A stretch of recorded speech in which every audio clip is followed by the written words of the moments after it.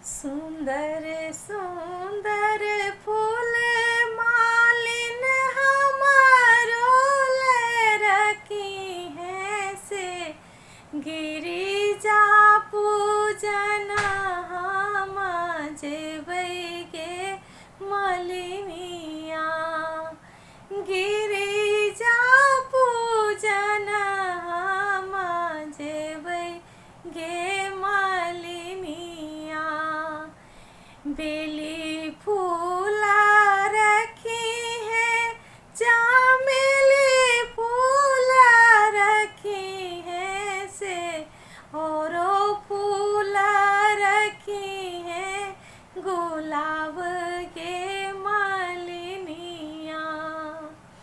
औरो फूला रखी है गुलाब गे मलिनिया।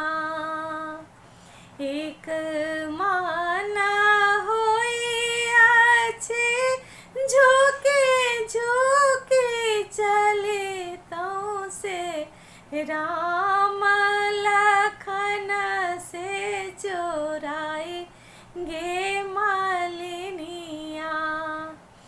राम लखन से चोराए गे मलिनिया।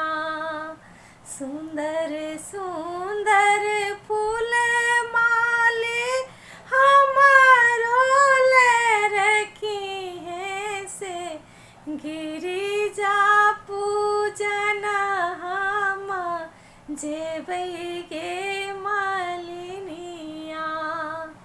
गिरिजा पूजन हम जेबै गे मलिनिया।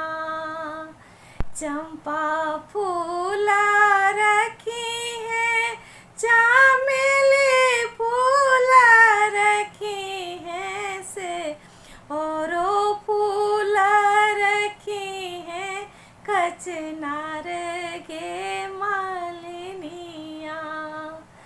औरो फूला रखी है कचनार गे मलिनिया।